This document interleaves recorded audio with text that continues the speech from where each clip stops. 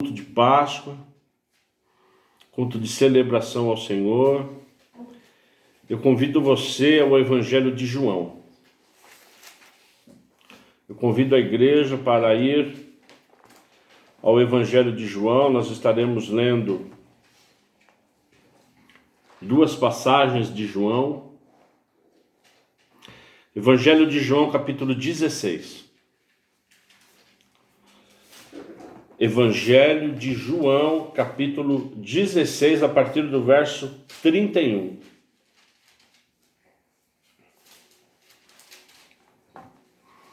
Estaremos lendo duas passagens de João. A primeira está em João 16, a partir do verso 31, que diz o seguinte, igreja. Jesus respondeu: vocês creem agora? Eis que vem a hora, e já chegou, em que vocês serão dispersos, cada um para a sua casa, e vocês me deixarão sozinho. Mas não estou sozinho, porque o Pai está comigo. Falei essas coisas para que em mim vocês tenham paz. No mundo vocês passam por aflições, mas tenham coragem. Eu venci o mundo. Continuando, capítulo 17, verso 1, continuando. Depois de dizer essas coisas, Jesus levantou os olhos ao céu e disse: Pai, é chegada a hora. Glorifica o teu Filho, para que o Filho glorifique a ti, assim como lhe deste a autoridade sobre toda a humanidade, a fim de que ele conceda a vida eterna a todos os que destes. Pai, é chegada a hora. Glorifica o teu Filho, para que o Filho glorifique a ti. Amém? Amados, capítulo 20 do Evangelho de João. Capítulo 20 do próprio Evangelho de João. Um pouquinho mais à frente, o verso 19.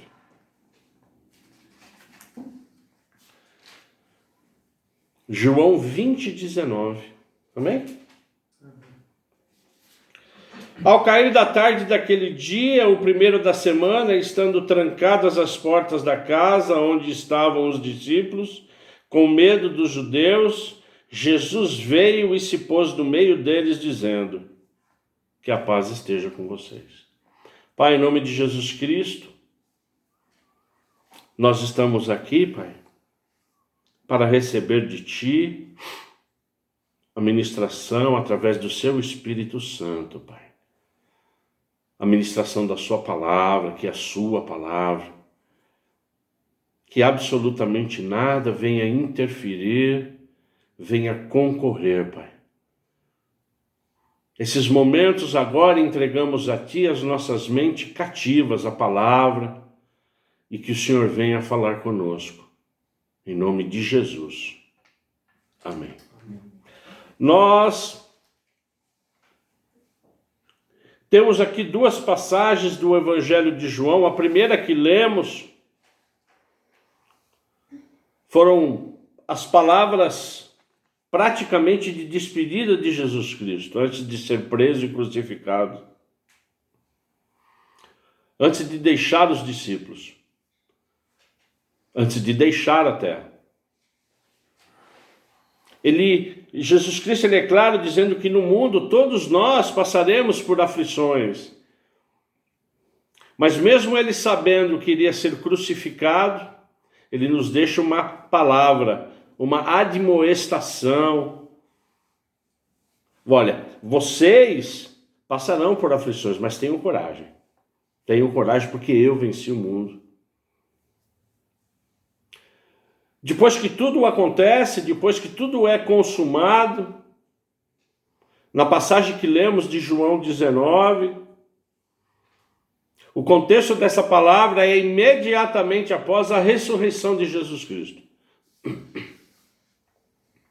Onde Jesus Cristo aparece para os discípulos, encorajando os discípulos. Na verdade, antes de ser martirizado, morto e crucificado, e depois, logo após a sua ressurreição, Jesus Cristo, ele fala em paz. Que vocês tenham paz. Tenham paz que eu serei morto. Tenham paz que eu voltei da morte. Paz. É exatamente isso que Jesus Cristo prega e fala. E é exatamente isso que Jesus Cristo está falando para mim e para você. Através do Espírito Santo de Deus. Que nós tenhamos o quê? Paz. Porque nós servimos ao príncipe da paz. E quando servimos o príncipe da paz, ele espera que nós estejamos livres de opressões, de angústias, livre de todas as doenças da alma que podem nos cercar, livre de todos os medos. Porque era exatamente dessa forma que os discípulos estavam sentindo, medo. Como diz a palavra. Eles estavam com medo dos judeus. Porque Jesus Cristo passou 3 anos e meio com eles.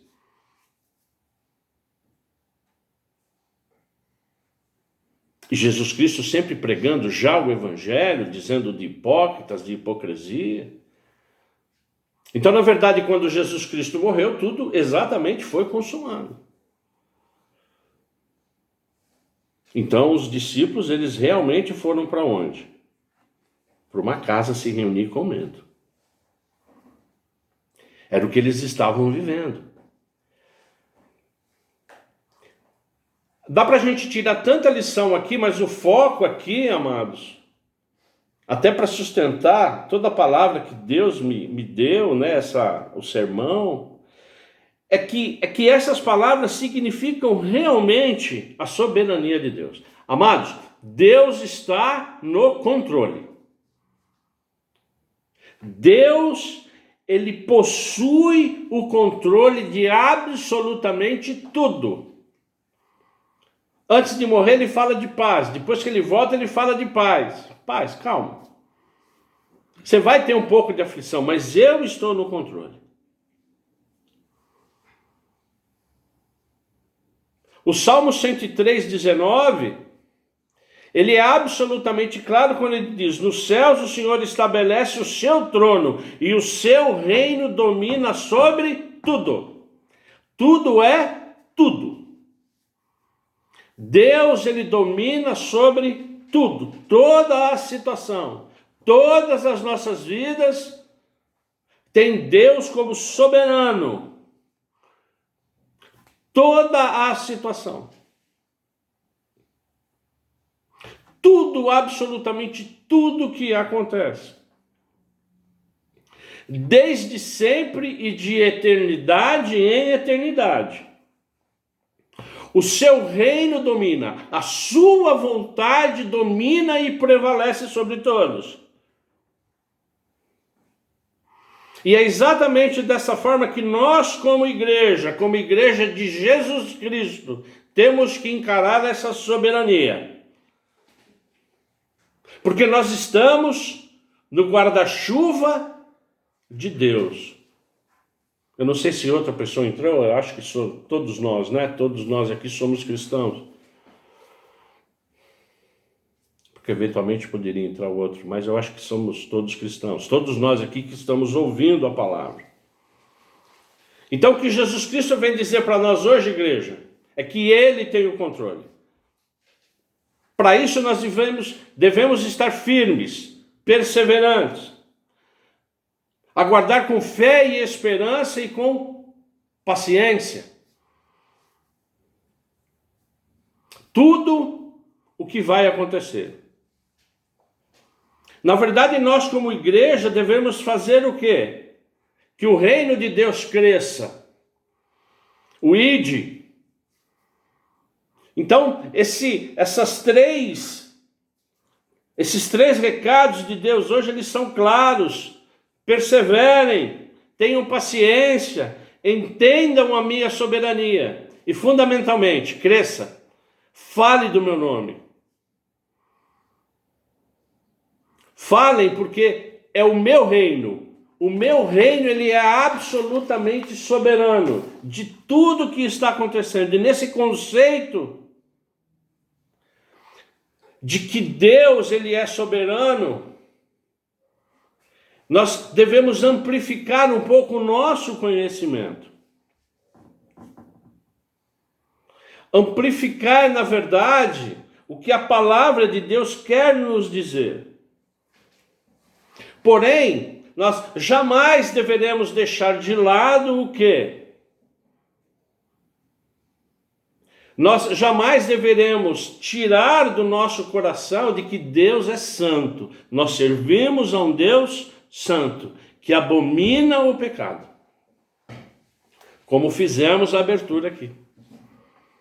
Sede santos porque eu sou santo. Deus, ele abomina a desobediência. Misericordioso, sim. Amoroso, sim. Mas santo. E nós, quando pecamos, esse pecado, ele nos afasta de Deus. E nosso Deus, eu venho falando isso, Deus vem colocando muito no meu coração isso, que o nosso Deus, amado, é um Deus de promessa. Desde sempre, o nosso Deus é um Deus de promessa.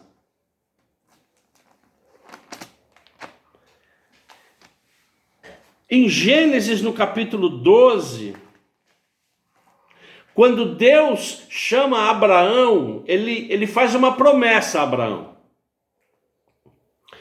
Abraão, sai de sua terra e da sua parentela e da casa do seu pai e vá para a terra que eu lhe mostrarei, porque eu farei de você uma grande nação. Abraão, a partir de você, você terá uma grande nação que vai estar nascendo a partir de você. Sai do meio dos pagãos, porque Abraão vivia no meio dos pagãos. Sai. Onde é hoje o Iraque, o Irã, sai daí. Vai para a terra que eu te mostrarei. E Deus já mostrou o quê? Canaã, a terra prometida. E Deus disse que engrandeceria o nome de Abraão. Porque você será uma bênção, Abraão. Então isso é uma promessa. E a partir de Abraão, nasce a nação. Nasce uma nação a partir de quem? De Abraão. Nasce uma nação santa, uma nação separada, o Deus de Abraão, de Isaac, de Jacó. É uma promessa de Deus. Essa nação que nasce de Abraão, de Isaac e de Jacó,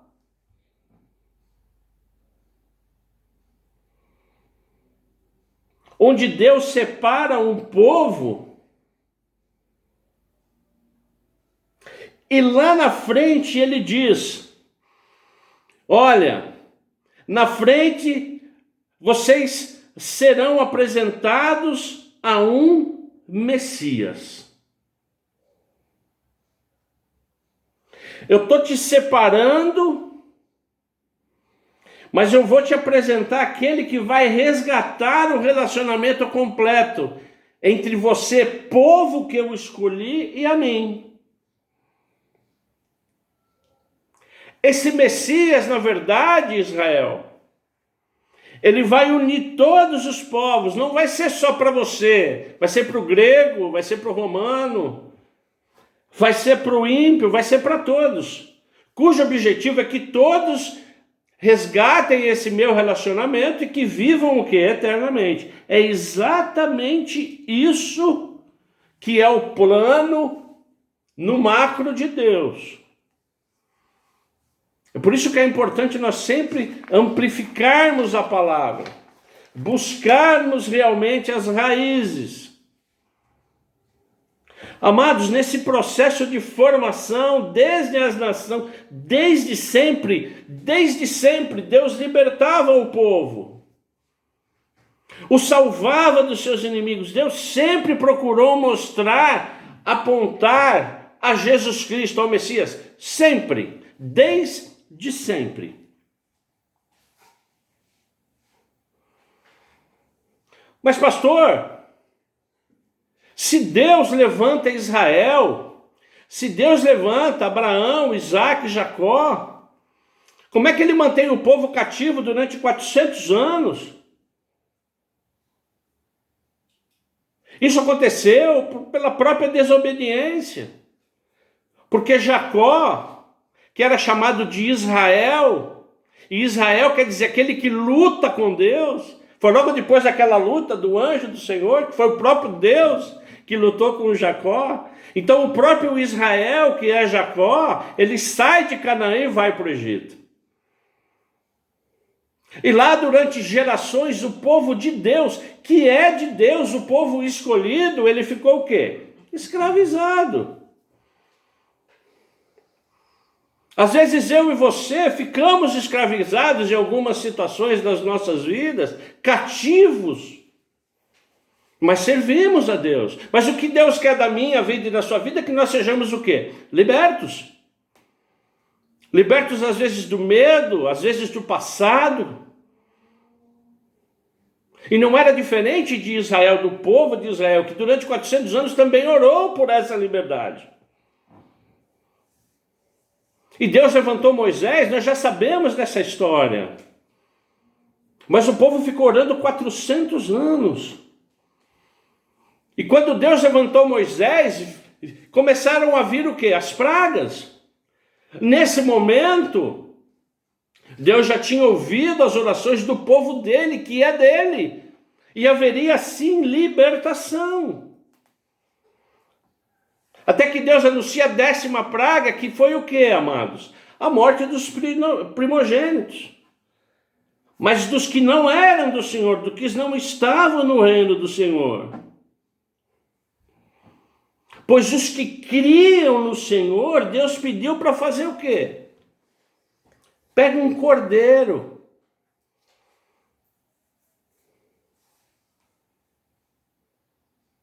Sem mancha, sem mácula, sem defeito. Você confia em mim? Pega o cordeiro. Um animalzinho até 1 ano. É por isso que ele é um cordeirinho, inocente. Até 1 ano ele é inocente. Pega ele, mata ele. E com o sangue dele você passará onde? Nas ombreiras, na viga. Deus mais uma vez apontando para quem, amados? Para o Cordeiro que tira o pecado do mundo. Agora, por quê? Por quê? Está lá em Êxodo 12, a partir do 12. Porque naquela noite passarei pela terra do Egito, diz o Senhor, e matarei na terra do Egito todos aqueles primogênitos, tanto das pessoas como dos animais, e executarei juízo sobre todos os deuses do Egito. Eu sou o Senhor. O sangue será um sinal para indicar as casas em que vocês se encontram.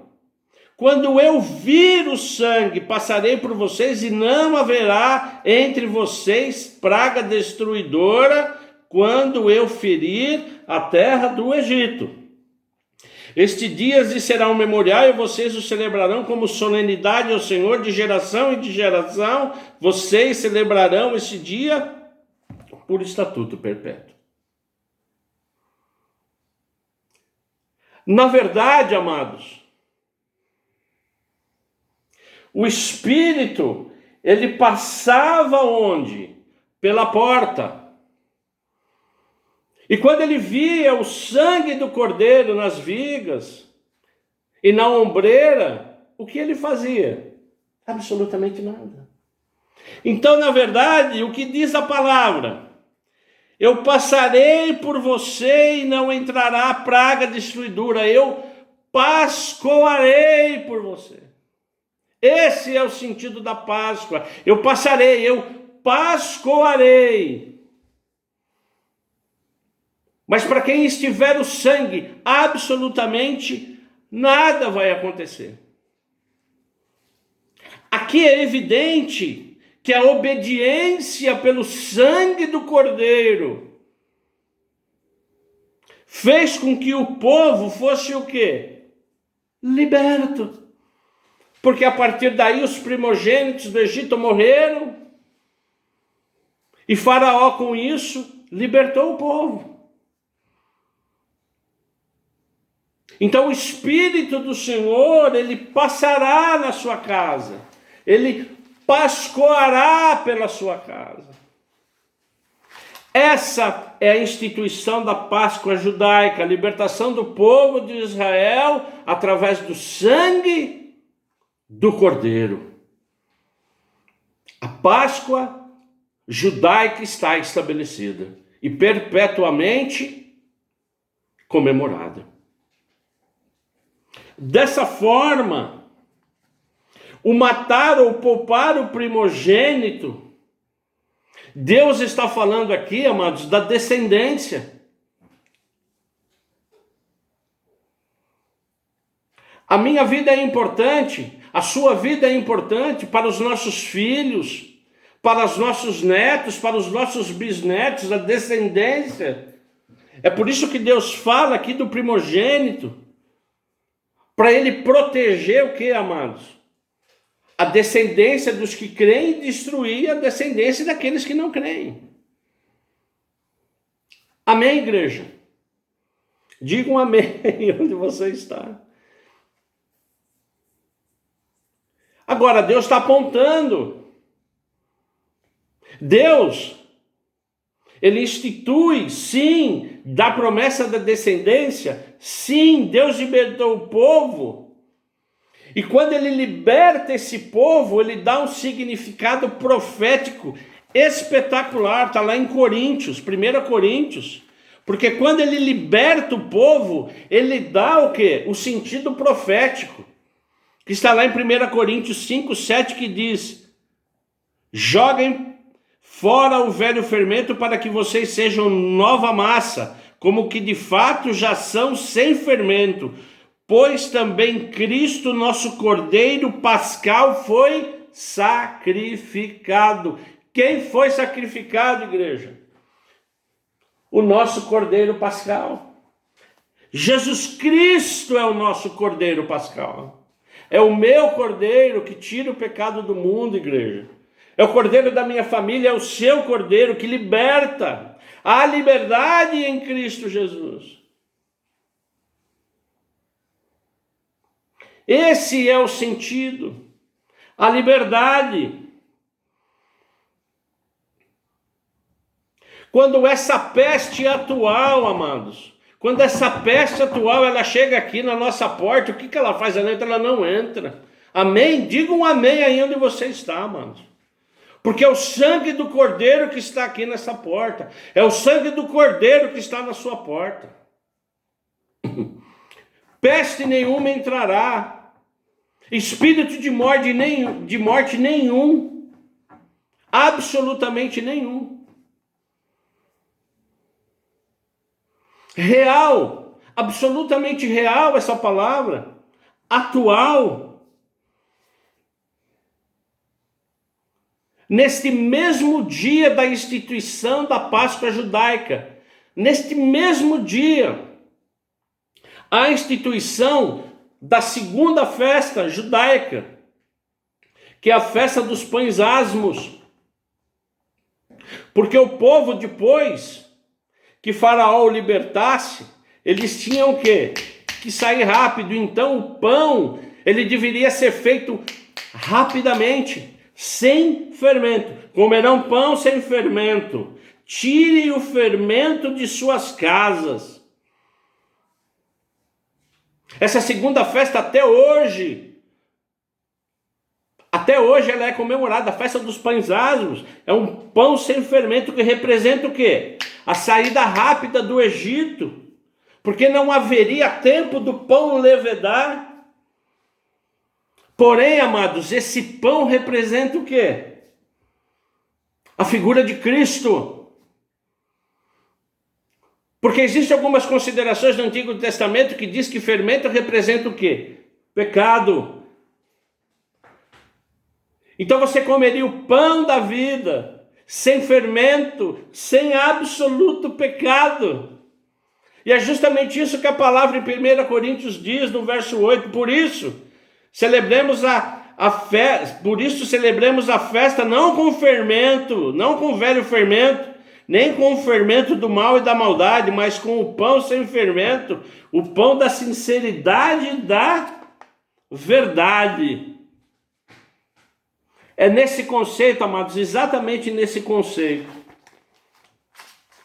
Páscoa, pães asmos, que eu e você, através de Jesus Cristo sem pecado, nos tornamos santos.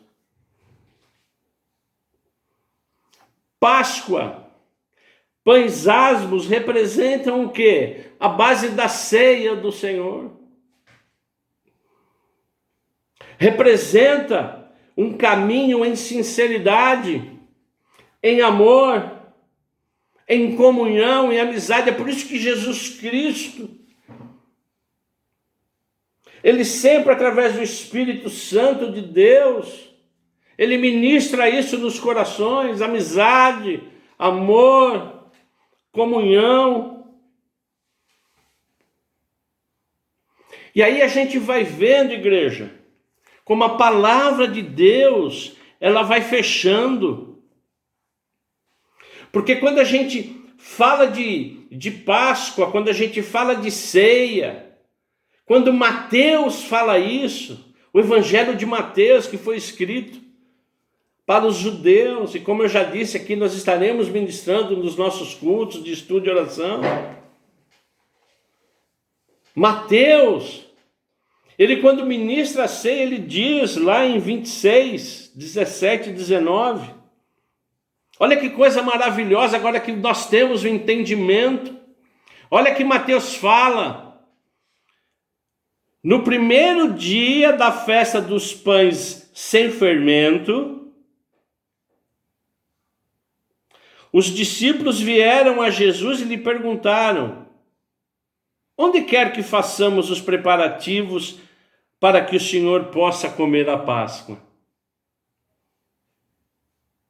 Ele respondeu: vão até a cidade, procurem certo homem e digam: o mestre diz, o meu tempo está próximo. É em sua casa que celebrarei a Páscoa com os meus discípulos. E eles fizeram como Jesus lhe havia ordenado e prepararam o que, igreja?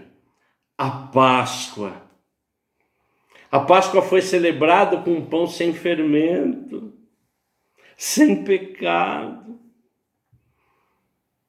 Amém, igreja?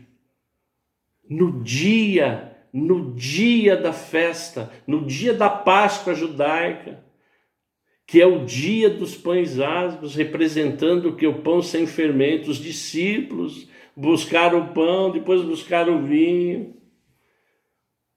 buscaram a presença do Senhor para celebrar o que é a ceia. É por isso que Jesus Cristo é a nossa Páscoa. É por isso que Jesus Cristo é o pão sem pecado, é o pão da vida. É por isso que Jesus Cristo, amados, Ele ama celebrar a ceia. Entende como a ceia do Senhor ela é importante, o que representa o pão e o suco. Ele, o próprio Deus, Jesus Cristo, comemorando o que Ele havia instituído. Porque comunhão, porque a ceia do Senhor, que nós comemoramos domingo passado, ela avisa o quê? A comunhão. O próprio Jesus fala, eu e o Pai somos um. É como Jesus Cristo quer que nós nos sintamos na ceia. Eu e Ele somos um. Que nós como igreja sejamos um em Cristo. Mas amado, Jesus Cristo depois da ceia, Ele teve morte de cruz. É por isso que nesse conceito, os discípulos que estavam lá ficaram o quê? Eles ficaram com medo. Os discípulos, quando viram que Jesus morreu, eles ficaram o quê? Acuados. Ficaram com medo. Mas espera aí, antes de morrer ele havia dito o quê? Tenham paz. Vai dar tudo certo. Mas depois ele morreu. Tudo acabou. Não valeu a pena, Jesus, eu estar com o Senhor 3 anos e meio. Eu vou para a casa de algum conhecido, vamos nos reunir, amados, porque os judeus vão aqui, vão vir. E é exatamente esse conceito. Os discípulos ficaram totalmente acuados, com medo dos judeus. Eles estavam, não é, com as suas portas das casas trancadas. Te lembra alguma coisa, alguma situação? Uma situação absolutamente atual.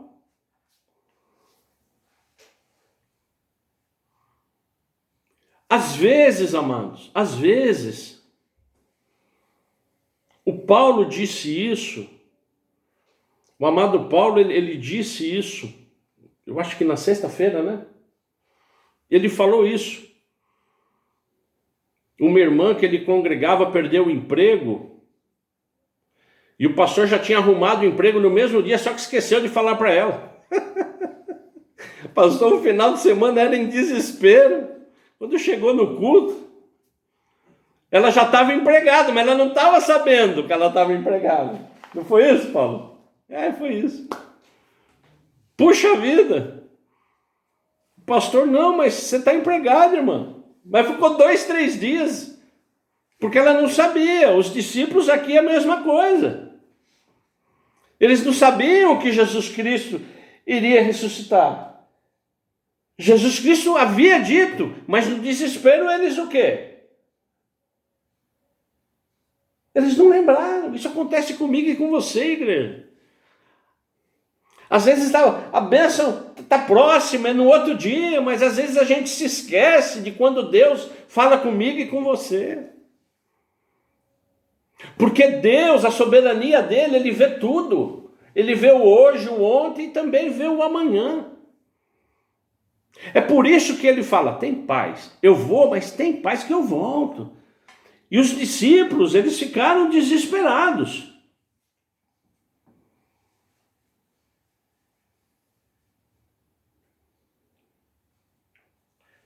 Mas quando Jesus Cristo chegou, o que ele disse?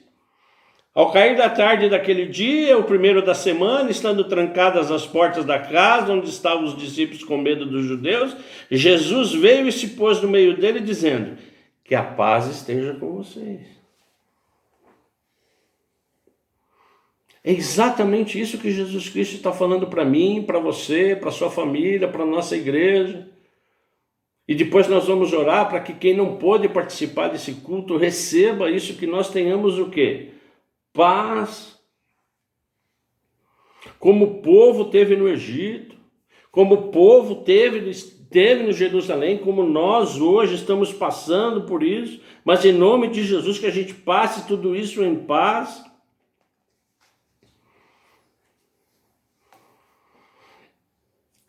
Porque enquanto na Páscoa judaica o cordeiro ele foi imolado e libertou o povo no Egito, que nós, na verdade, como cristãos, comemoramos a sexta-feira da paixão, a festa do pão asmo aponta para a ceia do Senhor, que nós, como igreja, comemoramos no primeiro domingo, Jesus Cristo sem pecado.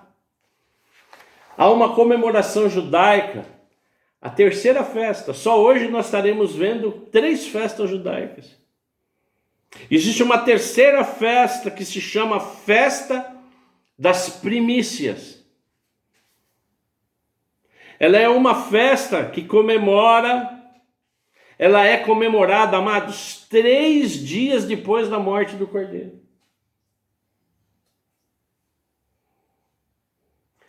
3 dias depois da Páscoa judaica, é a festa dos primeiros frutos, é a festa da primícia, é a festa do primeiro. Isso era muito comemorado no tabernáculo, comemorado no templo. O que representa, igreja? Está apontando para quem essa festa? 1 Coríntios 15, a partir do verso 20. Mas de fato Cristo ressuscitou dentre os mortos, sendo ele o que, igreja? As primícias dos que dormem. Visto que a morte veio por um homem, também por um homem veio a ressurreição dos mortos. Porque assim como em Adão todos morrem, assim também todos serão vivificados em quem, igreja? Em Cristo. Cada um, porém, na sua ordem. Cristo as primícias, depois os que são de Cristo na sua vinda. Jesus Cristo é o primeiro, é a primícia. Jesus Cristo ressuscitou no terceiro dia. É lógico que nós sabemos. É lógico que nós sabemos que essa é a comemoração da nossa Páscoa. Mas que o Espírito Santo, ele possa ministrar no meu coração, no coração da minha família, no seu coração, no coração da sua família, que é a passagem da vida para a vida eterna. Os discípulos, quando viram Jesus Cristo e ouviram a paz do Senhor, eles ouviram o quê, amados? A voz de Deus, a fé, a esperança voltou. Tanto é que depois todos foram pregar o evangelho, depois que ele assuntou ao céu, depois de 40 dias, eles pregaram e levaram a palavra. O que eu quero dizer para você é o seguinte: não há evangelho sem ressurreição. Não há. Não há vida eterna sem morte e ressurreição. Não há. E a minha morte, a sua morte tem que ser lenta. Ela tem que ser o quê? Do pecado. O Cordeiro de Deus que tira o pecado do mundo. É por isso que nós servimos ao Deus Santo. Amém? Diz um amém aí onde você está. Cada um, porém, na sua ordem. Cristo as primícias, depois os que são de Cristo na sua vinda. Nós, igreja, que somos da igreja de Cristo. Cada um a seu tempo estaremos com quem? Com Jesus Cristo. Ou logo no arrebatamento. E próprio Jesus Cristo diz que isso seja o que para mim e para você? O que ele fala?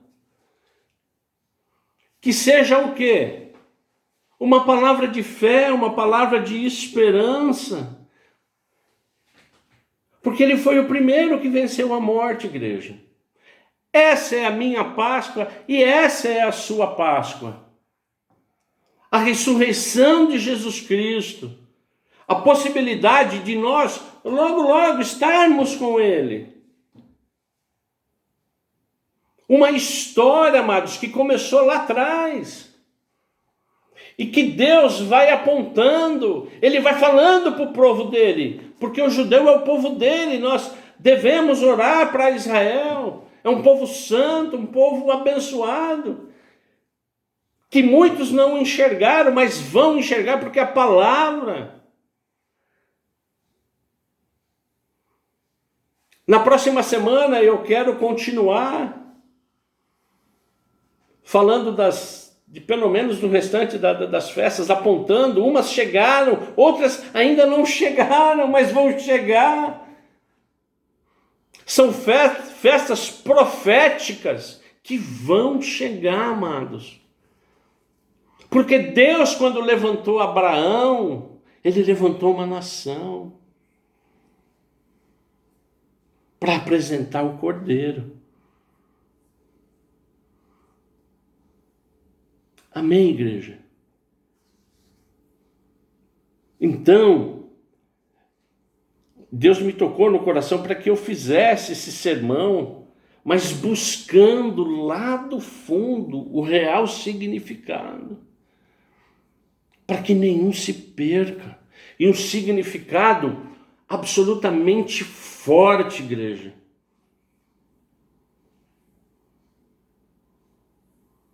Porque eu tenho certeza absoluta, e minha oração é essa, que o sangue ele está nos nossos umbrais, nas casas, das nossas casas. Amém ou não?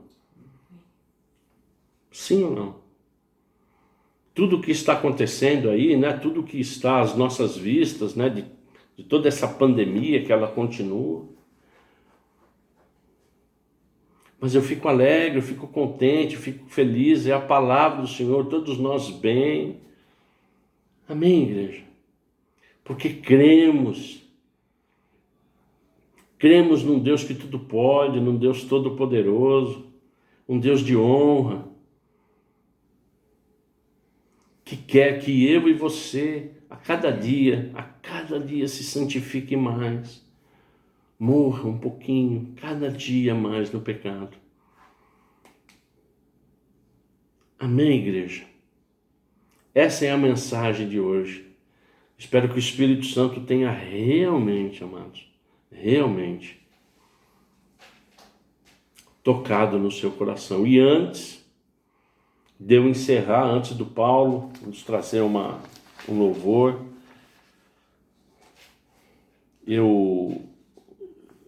desde hoje de manhã, quando eu estava fazendo, né, terminando o sermão, Deus me colocou esse louvor. Fiquem tranquilos, eu não vou cantar, igreja. Eu só vou falar, né?